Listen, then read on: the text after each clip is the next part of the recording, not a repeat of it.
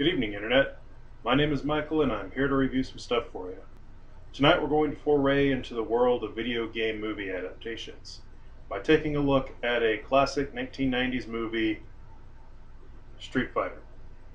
Now, if you've never seen this movie before, let me read the back so you can get a general idea. Get ready for action-packed excitement on an epic scale in Street Fighter.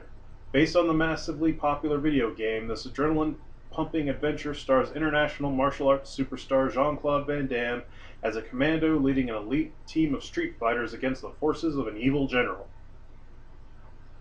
That's all it says on the back, and that's mostly what the movie's about. If you've ever actually played Street Fighter or you actually really like the video game, this adaptation ain't that great. However, if you know what Street Fighter is, but you don't really care about the plot of the actual video game that much, which, to be honest, Street Fighter, the series of video games, it has a plot, but the plot's actually dumber than the plot of this movie. Yeah, it's kind of hard to say, but yeah. So anyway, this movie is not very good, but while it's bad, it's a good kind of bad. It's kind of like Troll 2. It's just one of those bad movies that's pretty enjoyable to watch. Now, it's not as good as Troll 2 and how bad it was and stuff, but I found the movie rather enjoyable. Like I said, it stars Jean-Claude Van Damme. He plays Guile, and he's leading a basically sort of this world's version of the UN, I guess. There's a peacekeeping force, and they're trying to invade Shadaloo, which is just basically Thailand, I guess, and which is having a civil war against M. Bison, who's the general, and they're trying to find out where his hidden base is so they can go and invade him.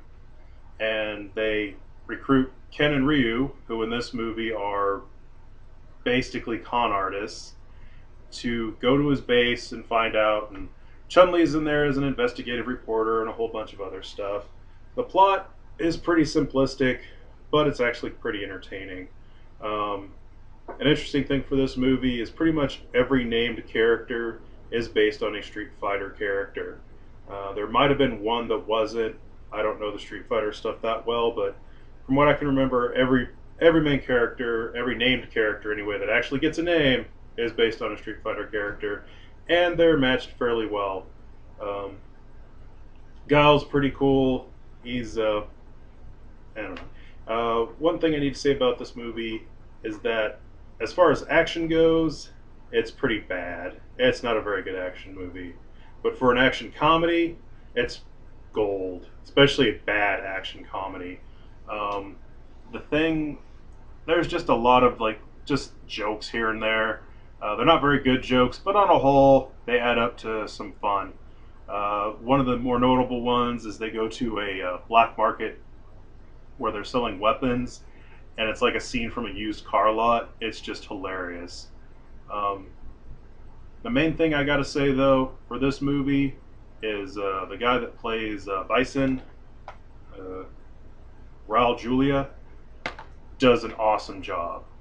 Bison is just the star of the show and the entire reason you want to watch this movie. Every scene he steals, and it's just great. Unfortunately, I think that actor passed away after this movie was made, so it was his last role.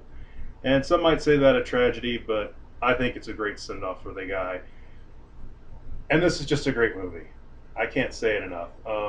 It's really funny, and just watch it for Bison. If you've seen any other reviews on the internet, there's probably shown clips of him now and then. He's just really memorable, and I highly recommend this movie.